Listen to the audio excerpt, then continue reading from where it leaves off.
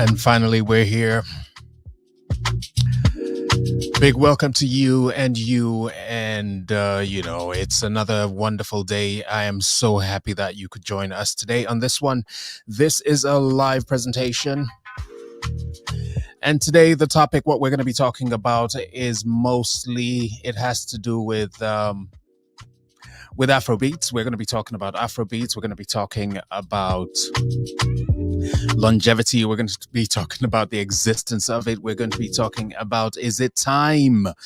Because the big question is it time that we start to gatekeep when it comes to the genre, Afrobeats genre? We don't know. I don't know what you think. There are a lot of questions that we're going to be asking, and hopefully we will be getting some answers. So this is a two-part series exactly, and it's time for us to get started. So what are we talking about today? We're talking about Afrobeats in totality. So let's go into it. And the issue that we are raising right now is born out of the fact that Afrobeats has been going through several processes. It has been evolving into different, very, very different directions, and I'm not sure if we should be talking about if we're losing control of the direction in which it is growing. Initially, it used to be, especially with the original Afrobeat, with the Fela and that era of Afrobeat music, there seemed to be some kind of a control around it where it was really based in Africa. And was there some benefits included in it being concentrated right here in within that space of those that are creating the music? Were there some benefits? And when you compare it to what exists now, so we're talking about things like cultural ownership. We're also talking about things like commercialization and delusion, mixing it up into different genres. We're also talking about cultural appropriation and appreciation. We're going to be talking also about representation within the global media. And we'll be also talking about cultural gatekeeping, so which is the main header for today's show. Included in that, we'll be talking about historical awareness and things like technology and over accessibility. And of course, we also look at things like economic fairness, artistic integrity. And to conclude on this part, that would be it. But we'll also go into other areas in the part two. So we're restricting because, time does matter.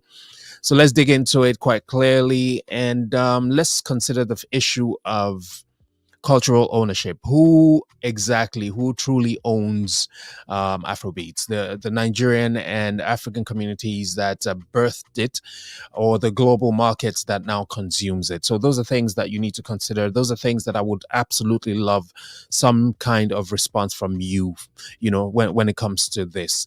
Who owns it? We know for sure 100% that the genre Afrobeats originated from West Africa, and it is drawn from a lot of other genres that exist within West Africa. So that is, non-disputable. That is an issue that, we cannot really go into and say, okay, it comes from somewhere else. A lot of people might be able to lay claim to it because they have found themselves enjoying the music, enjoying the genre, learning how it is played, and the current global appeal. So it spreads quite across. So we do know that it does come from West Africa, that it originated from West Africa, based on the musical instruments and what existed across West Africa. So that is one big issue.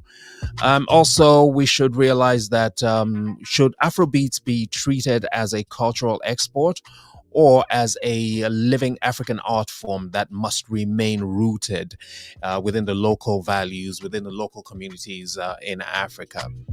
Has it been given too much of a leeway when it comes to spreading across board, across the globe, for instance? And is it something that we need to pull back on and say, okay, you know what, let us hold on to it? These are very, very critical questions, and we're hoping that together we can answer all these questions. So let's see how it goes on that front.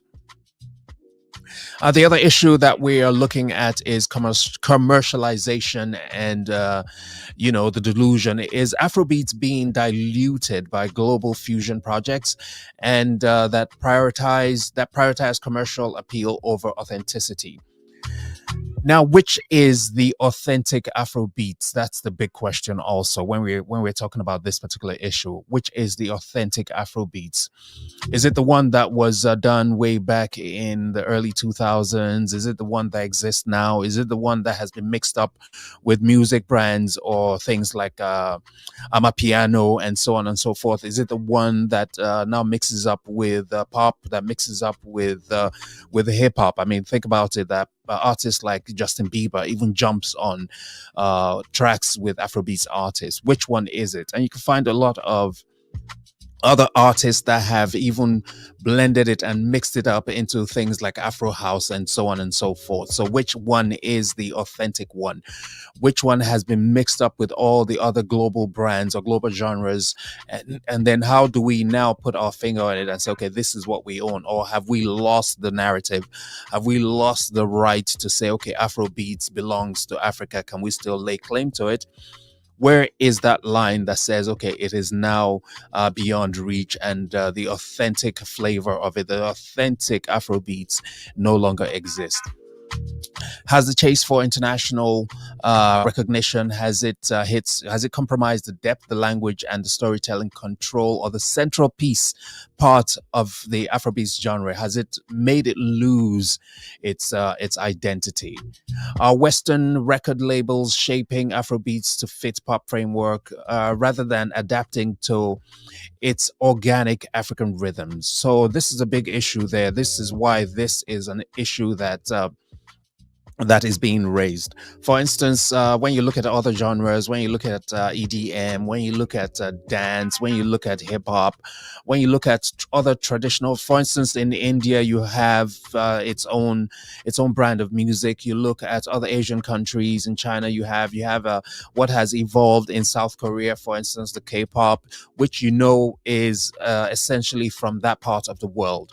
But Afrobeat seems to be everybody's everybody's getting a slice of the pie when it comes to Afrobeats, and it seems to be losing its original values when it comes to the rhythms, like all the instrumentals and whatnot. So those are issues that come up when we're talking about Afrobeats as a genre.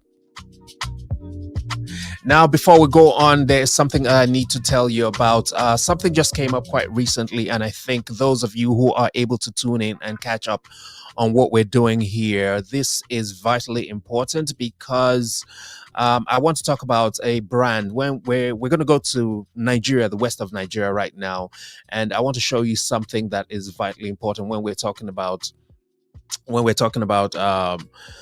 not this one, when we're talking about issues of origin. Let's look at this one. I'll take this one off. This is not where we're going. We're talking about a material that exists in Nigeria. We're talking about adire. Adire is a material that is from Western Nigeria, Abeokuta to be precise.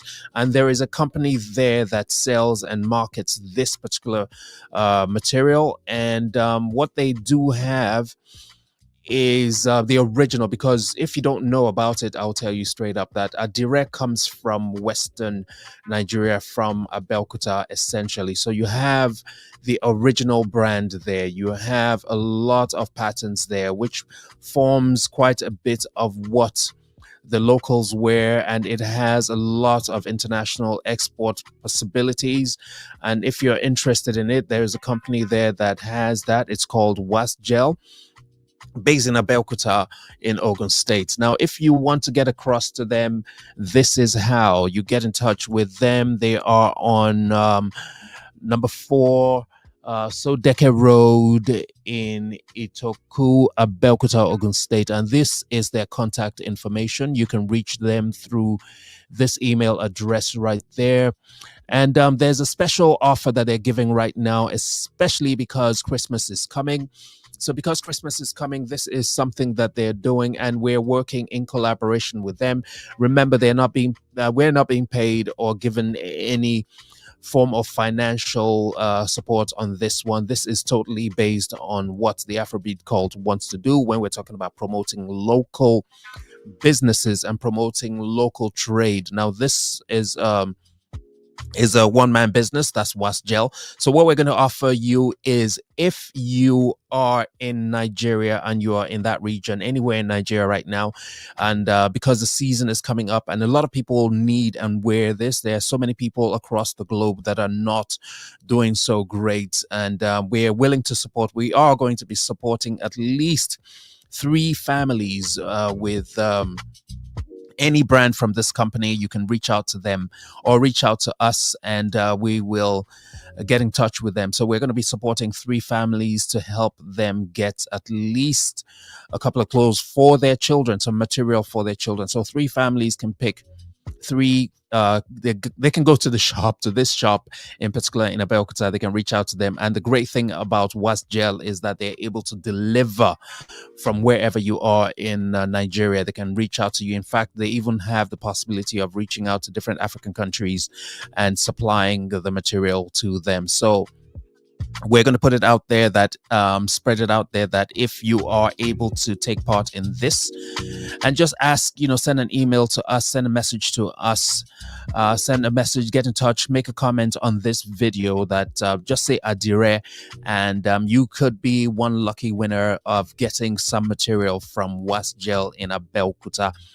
Go ahead and do that, and then we'll contact you directly. So three lucky winners are going to be getting Adire material that they can sew into whatever kind of clothing that they want. So Adire, as I said before, is from West Africa, is from Nigeria, and we're offering three families, three of their children, materials that they can use to sew something really lovely, any colorful thing. As you can see, this is the stuff that they have, and they have much more in their shops. So it's something for you to look out for and check out and be part of it. So get ready for that. I will make the announcement again a bit later. So this is something that I think a lot of people will benefit from and enjoy this season. So be part of this one.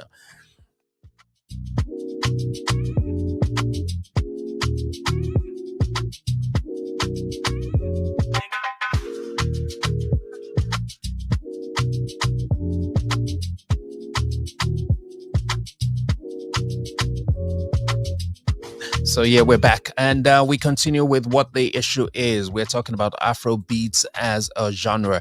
Are we losing touch? Are we losing our control? Is it time for us to start to consider gatekeeping? Because that is exactly what the folks within the hip-hop community are doing. They're absolutely gatekeeping and holding on to the genre because it's, as they claim, it evolves from the United States of America, and they're holding on to it really tight, protecting it as much as they can. And I think it might be time for the African community, for Africans where it came from, to start to reconsider what the value is to them. How does it affect them now that the brand has gone totally global? It's also showing up within the Grammys as an issue, and it seems as if the Grammys are the ones starting to dictate what Afrobeats should look like, who the artists that are the top notch should be. So things like that are very important, and I think it's time that we take a second look at it. The artists should get involved, the producers should get involved, the local marketing companies should get involved. I don't think a lot of them as involved as it should be when it comes to enjoying the benefits of the hard work that they do to push the brand, the genre, to the level where it is now. Now, that takes us into the issue of cultural appropriation and appreciation. What is the line between cultural appreciation and cultural appropriation when it comes to the Afrobeats collaborations? These are questions I would like answers to.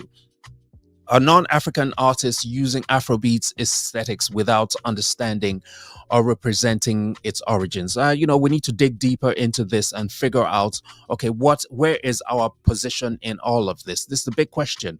Are you playing the music, enjoying the music, and you see a lot of non-African DJs pumping out stuff? We see a lot of dancers using Afrobeats music to gain a lot of following, to gain a lot of views, and make quite a lot of money online Of course, they oftentimes I have seen this quite clearly across different platforms, and a lot of people go and make all these dance videos.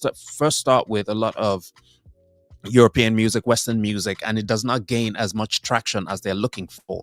But as soon as they start playing and dancing to Afrobeats music, it now brings in a different crowd, and they tend to get a lot of following, a lot of traction from it, a lot of engagement from it. And I see that as is a benefit to them, but they're not giving back to the community. You make a lot of money out of the music that the Africans play. You make a lot of music out of that genre that you're enjoying the benefits from, but I don't think you give back enough, and you don't give the Africans enough credit. You do not respect the origins of where the music comes from. Does global exposure always equal exploitation when the cultural narrative is not properly credited? Well, that's another issue. The exposure within the genre, it's spreading out to the entire world. Sometimes it is done not with malice, but sometimes it is done, to help push the frontiers of the genre even more globally. But sometimes that intent, you can tell that it is not done to favor the artist or to favor the African industry. It is mostly done for where the big companies tend to make money from it. So it's all about business, business, business, and that does not, reflect on the livelihood of a lot of the artists, of a lot of the people within that industry. So they're basically not helping the industry from where it originates from to grow. They're just benefiting and continually reaping from the efforts of so many others. Now, representation in global media. Are African artists fairly represented on the global streaming platforms and award shows compared to non-African Afrobeats inspired acts?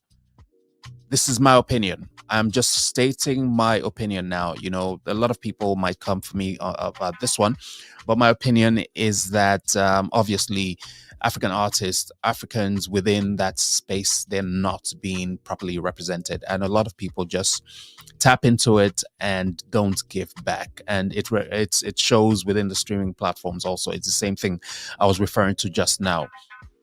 Big question again. How does Western media frame Afrobeats as a genre or as an exotic trend? Obviously, it is usually, I would say, when you talk about percentages, I would say it's more like a 60-40 representation as an exotic brand, as something you need to try out, as something that's trendy, not as something that they need to invest in and help the industry within the African continent to grow and level up to the other ones, especially when you're looking at it from the business side of it. Should African journalists, DJs, and curators lead the global conversation about Afrobeats instead of outsiders? Absolutely, 110%. More journalists, more Afrobeats artists, DJs should, come together and start to have this discussion because it's vitally important. I have, as much as possible on this channel, tried to do a lot of that. I have, as an events promoter, tried to do a lot of that to make sure that DJs that come to perform at the shows that I have organized have mostly been African DJs and African performers and dancers and different participants within that space. So as long as this genre continues to exist, it's vitally important that we draw in and call in. I will make it a point to at least continue this conversation. That's why I'm thinking that it's best that we break it into two parts. So next time I come and discuss this issue, it will be something that I will have to bring other voices to come and lend their own opinions to the discussion. So let's go with that. But the first thing that we're doing now is introducing this issue as an issue of importance. So number 5, cultural gatekeeping. What does gatekeeping mean in the context of globalized digital music industry? Your guess is as good as mine. Sometimes it's not that you gatekeep to not let anybody in. It's often important that you keep a certain standard going so that people do not take the fact that it is accessible for granted. So, we can start with that, and then we can continue to talk further about how to make sure that the people who are the originators, the origins of it, gets back all the energy and time that it takes to build it to the stage that it's in now.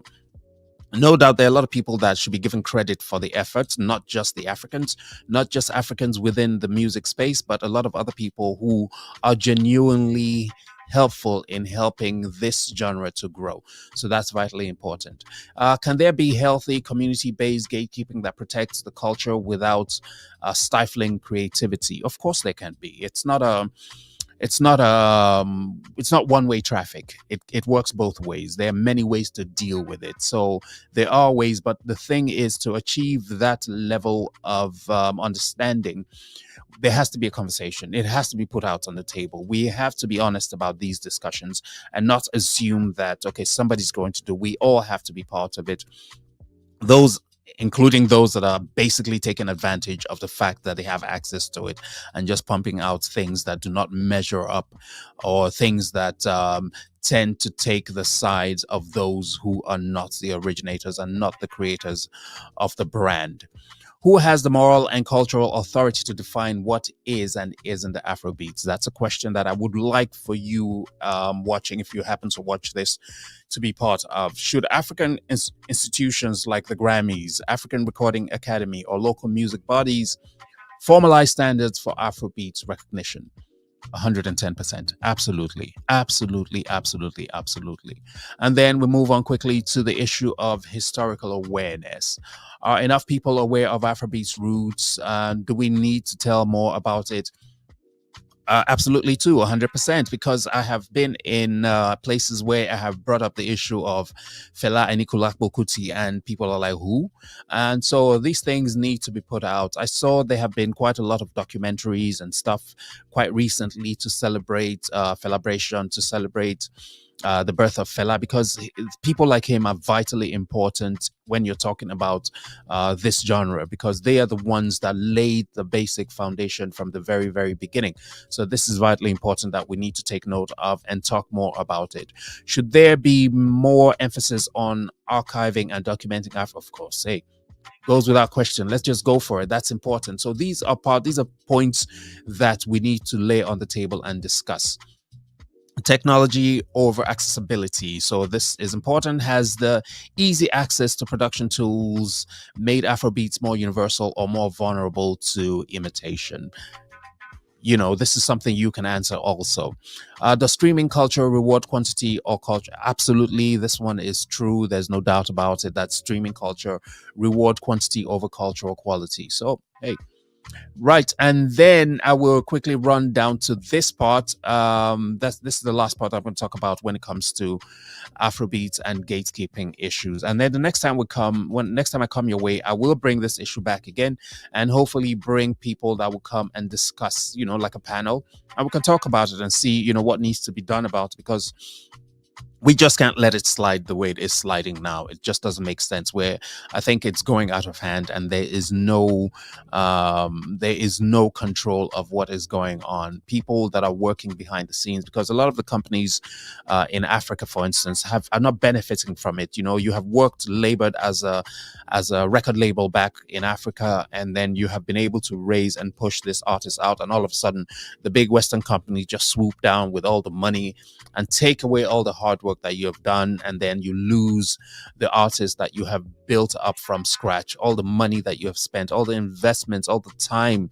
And it's not only about the financial effort that you have put in to raise this artist to the level where a lot of people are listening to that artist. It's also about the time and the energy and the emotional investments that you have put to do this, to spend time on it. So these are issues that we're going to come back to, and hopefully I will be able to get a guest to be part of it, to be part of this discussion moving forward. So that's what I have for you today when it comes to this. Now, remember, as I said before, we are going to be giving away three families, to three children who, if you're interested in this. So we're talking about the Adire material, which comes from Western Nigeria. And this company that we're working with, of course, they're not paying us for this. Wasgel company based in Belkuta. That's the address right there. That's the contact information. But if you want to win this one, we're giving away three to 3 families, to 3 kids, so that they can have something to smile about this coming Christmas season, this holiday season coming up in December. So you can write to us, write on the comment section, just write Adire, and that's it. And we will pick, randomly just pick those that qualify for it, and then we will be getting in touch. You can get directly in touch with the company, Was Gel Company, and then they will provide you with it directly. In fact, they can actually send it to you. So it's a win-win for everybody, and some families will be able to enjoy a new look, a fresh dress up this season of Goodwill. So let's do that. Yeah.